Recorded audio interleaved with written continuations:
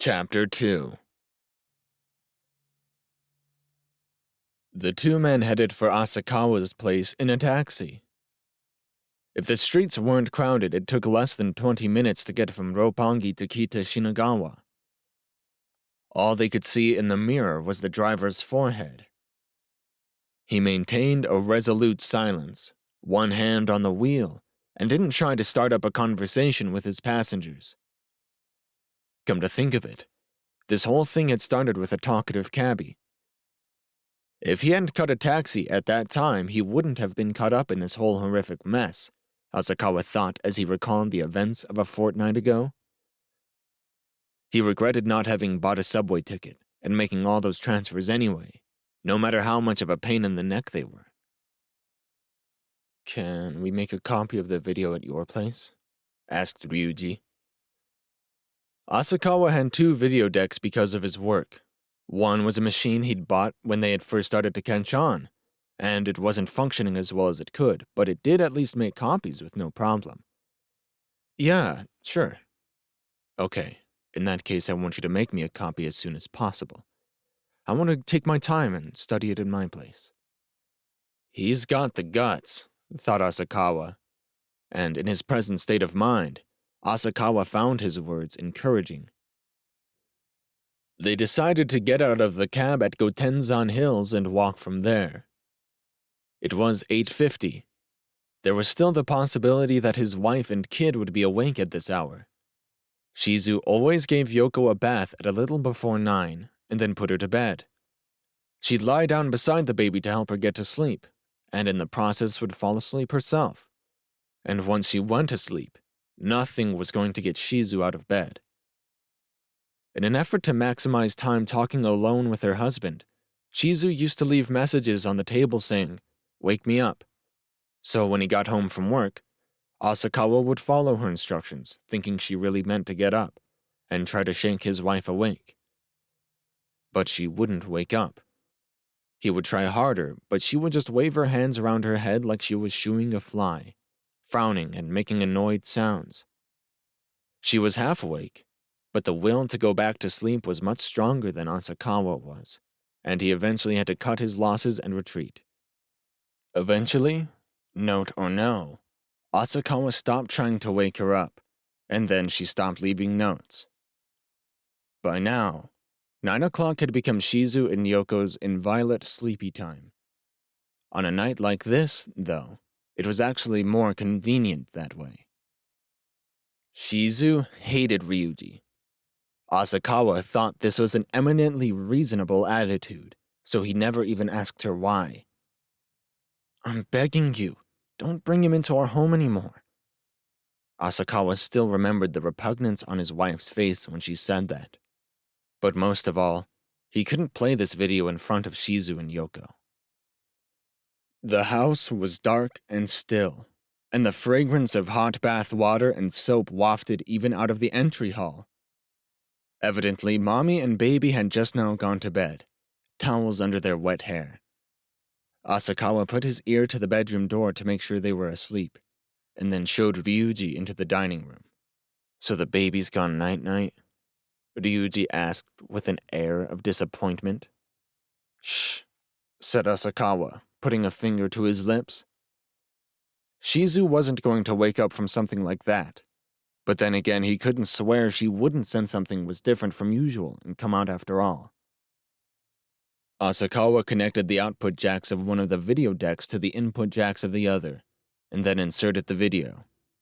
Before pressing play, he looked at Ryuji as if to say, "Do you really want to do this?" "What's wrong?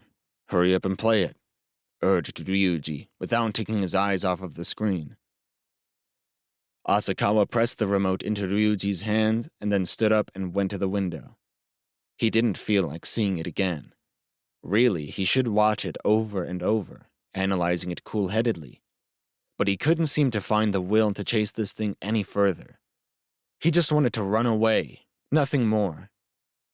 Asakawa went out onto the balcony and smoked a cigarette. He'd promised his wife when Yoko was born that he wouldn't smoke inside the apartment, and he'd never broke that promise. Although they'd been married for a full 3 years, He and his wife had a relatively good relationship. He couldn't go against his wife's wishes, not after she'd given him darling Yoko. Standing on the balcony, he peered into the room. Through the frosted glass, the image on the screen was flickering. The fear quotient was different watching it here, surrounded by 3 people on the 6th floor of a downtown apartment building, compared to watching it alone at a villa log cabin. But even if Ryuji watched it under the same conditions, he probably wouldn't lose his head and start crying or anything. Asakawa was counting on him to laugh and fling abuse as he watched, even turning a menacing gaze toward what he saw on the screen. Asakawa finished his cigarette and went to go back inside. Just at that moment, the door separating the dining room from the hall opened, and Shizu appeared in her pajamas. Flustered, Asakawa grabbed the remote and paused the video. "I thought you were asleep." There was a note of reproach in Asakawa's voice. "I heard noises."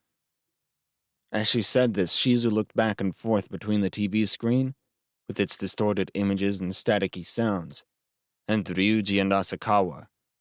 Her face clouded over with suspicion.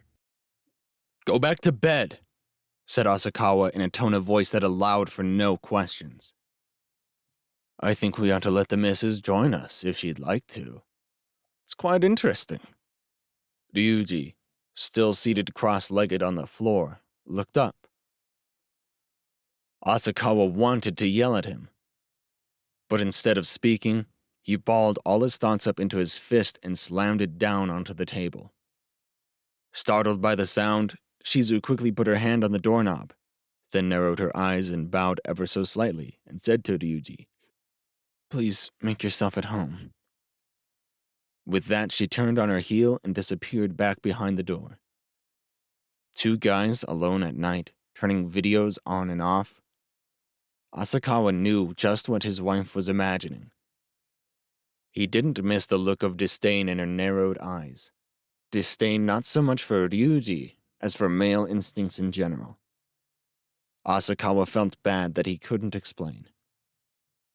Just as Asakawa had expected, Ryuji was still utterly calm after he'd finished watching. He hummed as he rewound the tape, then set about checking it point by point, alternately fast-forwarding and pausing it. "Well, it looks like yours truly is mixed up in it now. You've got 6 days left, I've got 7, said Ryuji happily, as if he'd been allowed to join in a game. "So, what do you think?" asked Asakawa. "It's child's play." "Huh? Didn't you used to do this sort of thing when you were a kid? Scare your friends by showing them a spooky picture or something and saying that whoever looked at it would come to harm? Chain letters, that sort of thing." Of course, Asakawa had experienced that kind of thing too. The same sort of thing had come up in the ghost stories they told each other on summer nights. "So what are you getting at?" "Nothing, I guess. Just that's how it felt to me." "Was there anything else you noticed? Tell me." Well, the images themselves aren't especially frightening. It seems like a combination of realistic images and abstract ones. If it wasn't for the fact that 4 people had died exactly as dictated in the video, we could just snort and pass it off as an oddity, right?" Asakawa nodded. Knowing that the words on the video were no lie was what made the whole thing so troublesome. "The first question is, why did those poor fools die? What's the reason? I can think of 2 possibilities. The last scene on the video is the statement, 'He who catches this is fated to die,' and then immediately thereafter there was, well, for lack of a better word, let's call it a charm, a way to escape that fate. So the 4 erased the part that explained the charm, and because of that they were killed.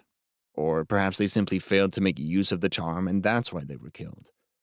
I suppose even before that, though, we have to determine if it was really those 4 who erased the charm. It's possible that the charm had already been erased when they watched the video. How are we going to determine that? We can't just ask them, you know."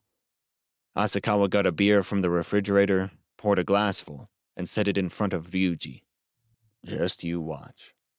Ryuji replayed the end of the video, watching closely for the exact moment when the charm-erasing mosquito coil commercial ended. He paused that tape and began to advance it slowly, frame by frame. He'd go past it, rewind it, pause it, advance it again frame by frame. Then, finally, just for a split second, the screen showed a scene of 3 people sitting around a table. For just the briefest moment, the program which had been interrupted by the commercial was resuming. It was a late-night talk show broadcast nightly at 11 on one of the national networks. The gray-haired gent was a best-selling author, and he was joined by a lovely young woman and a young man whom they recognized as a traditional storyteller from the Osaka region. Asakawa brought his face close to the screen. "I'm sure you recognize this show," said Ryuji. "It's the night show, on NBS. Right. The writer is the host, the girl is his foil, and the storyteller is today's guest. Therefore, if we know what day the storyteller was a guest on the show, we know whether or not our 4 kids erased the charm." "I get it." The night show was on every weeknight at 11. If this particular episode turned out to have been the broadcast on August 29th, then it had to have been those 4 who erased it, that night at Villa Log Cabin. NBS is affiliated with your publisher, isn't it? This ought to be an easy one. Gotcha. I'll look into it. Yes, please do. Our lives may depend on it. Let's make sure of everything, no matter what. Right, my brother in arms? Ryuji slapped Asakawa on the shoulder. They were both facing their deaths now. Brothers in arms. Aren't you scared? Scared. Au contraire, my friend. It's kind of exciting to have a deadline, isn't it? The penalty is death. Fantastic. It's no fun playing if you're not willing to bet your life on the outcome. For a while now, Ryuji had been acting pleased about the whole thing, but Asakawa had worried it was just bravado, a cover for his fear. Now that he peered into his friend's eyes, though, he couldn't find the smallest fragment of fear there. Next, we figure out who made this video, when, and to what end. You say Villa Log Cabin is only 6 months old, so we contact everyone who stayed in B4 and ferret out whoever brought in a videotape. I suppose it wouldn't hurt to limit the search to late August. Chances are it was somebody who stayed there right before our 4 victims. Oh, that's mine too? Ryuji downed his beer in one swig and thought for a moment. Of course. We've got a deadline. Don't you have a buddy you can rely on? If so, get him to help. Well, there is one reporter who's got an interest in this case, but this is a matter of life and death. I can't just... Asakawa was thinking about Yoshino. Not to worry, not to worry. Get him involved. Show him the video. That'll light a fire under his ass. He'll be happy to help out, trust me. Not everybody's like you know? So tell him it's black market porn. Force him to watch it. Whatever. It was no use reasoning with Ryuji. He couldn't show it to anybody without figuring out the charm first. Asakawa felt he was in a logical cul-de-sac. To crack the secrets of this video, he would require a well-organized search. But because of the nature of the video, it would be next to impossible to enlist anybody. People like Ryuji, willing to play dice with death at the drop of a hat, were few and far between. How would Yoshino react? He had a wife and kids himself. Asakawa doubted he'd be willing to risk his life just to satisfy his curiosity. But he might be able to help even without watching the video. Maybe Asakawa should tell him everything that had happened, just in case. Yeah, I'll give it a try. Ryuji sat at the dining room table holding the remote. Right then. Now, this falls into 2 broad categories, abstract scenes and real scenes. Saying this, he rewound to the volcanic eruption and paused the tape on it. There, take that volcano. No matter how you look at it, that's real. We have to figure out what mountain that is. And then there's the eruption. Once we know the name of the mountain, we should be able to find out when it erupted, meaning we'll be able to ascertain when and where this scene was shot. Ryuji unpaused the tape again. The old woman came on and started saying God knew what. Several of the words sounded like some sort of regional dialect. What dialect is that? There's a specialist in dialects at my university. I'll ask him about it. That'll give us some idea of where this old woman is from. Ryuji fast-forwarded to the scene near the end with the man with the distinctive features. Sweat poured down his face. He was panting while rocking his body rhythmically. Ryuji paused just before the part where his shoulder was gouged. It was the closest view of the man's face. It was quite a clear shot of his features, from the set of his eyes to the shape of his nose and ears. His hairline was receding, but he looked to be around 30. Do you recognize this man? Ryuji asked. Don't be stupid. Looks faintly sinister. If you think so, then he must be pretty evil indeed. I'll defer to your opinion. As well you should. There aren't many faces that make this kind of an impact. I wonder if we can locate him. You're a reporter. You must be a pro at this sort of thing. Don't be funny. You might be able to identify criminals or celebrities by their faces alone, but ordinary people can't be located that way. There are over 100 million people in Japan. So start with criminals, or maybe porn actors. Instead of answering, Asakawa took out a memo pad. When he had a lot of things to do, he tended to make lists. Ryuji stopped the video. He helped himself to another beer from the refrigerator and poured some of it into each of their glasses. Let's drink to a toast. Asakawa couldn't think of a single good reason to pick up his glass. I have a premonition, said Ryuji, his dirt-colored cheeks flushing slightly. There's a certain universal evil clinging to this incident. I can smell it. The impulse I felt then. I told you about it, right? The first woman I raped. I haven't forgotten. It's already been 15 years since then. Then, too, I felt a strange premonition tickling my heart. I was 17. It was September of my junior year in high school. I studied math until 3 in the morning, then did an hour of German to give my brain some rest. I always did that. I found language study was perfect for loosening up tired brain cells. At 4, as always, I had a couple of beers and then went out for my daily walk. When I set out, there was already something unusual budding in my brain. Have you ever walked around a residential neighborhood late at night? It feels really good. The dogs are all asleep, just like your baby is now. I found myself in front of a certain apartment building.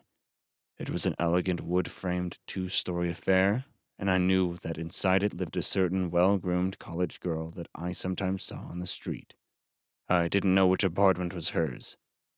I let my gaze roam over the windows of all 8 apartments in turn. At this point, as I looked, I didn't have anything definite in mind, just, When my eyes came to rest on the southern end of the second floor, I heard something crack open in the depths of my heart, and I felt like the darkness that had sent forth its shoots in my mind was growing gradually larger. Once more, I looked at all the windows in turn. Once again, in the same place, the darkness began to whirlpool. And I knew that the door wouldn't be locked.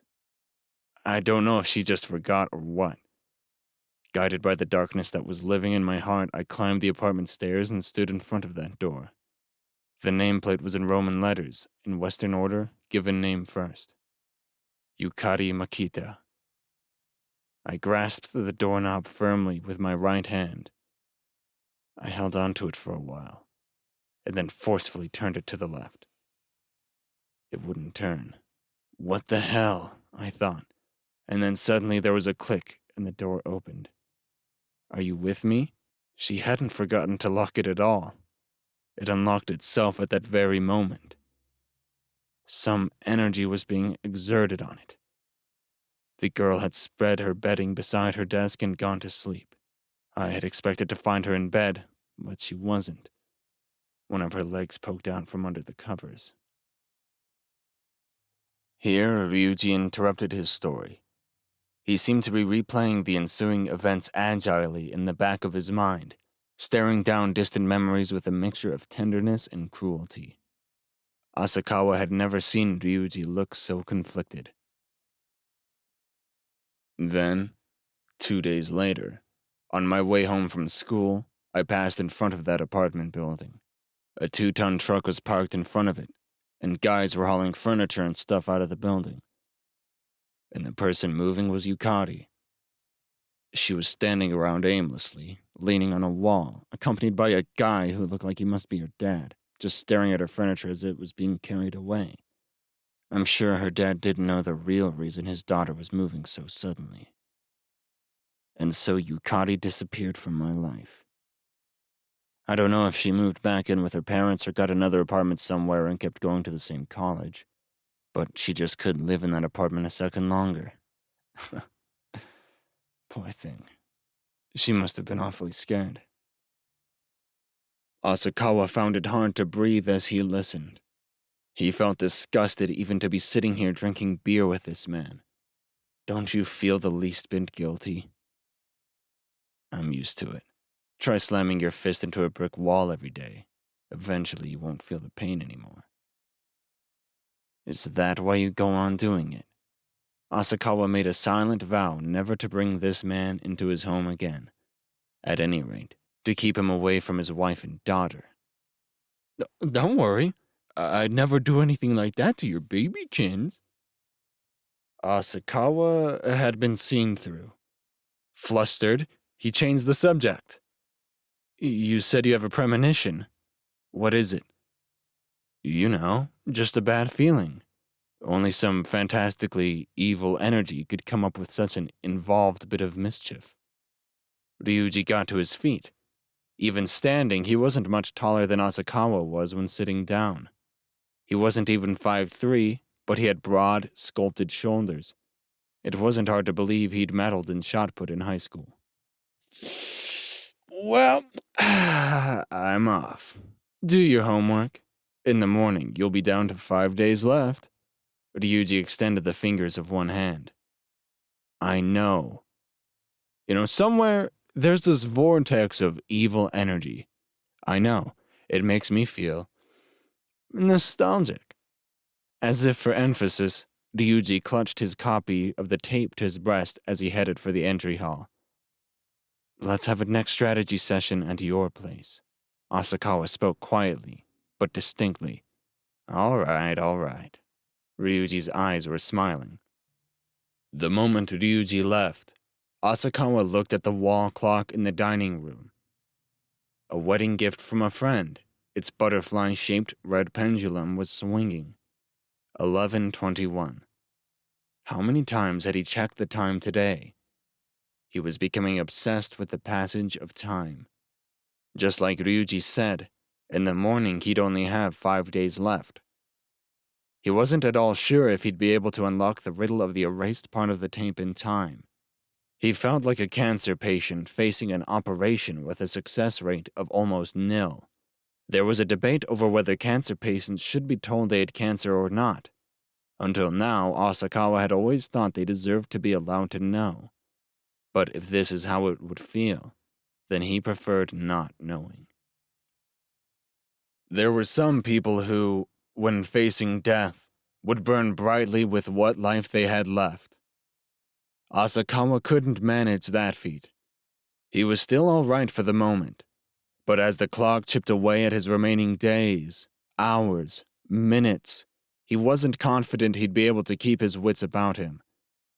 He felt like he understood, now, why he was attracted to Ryuji even while being disgusted by him.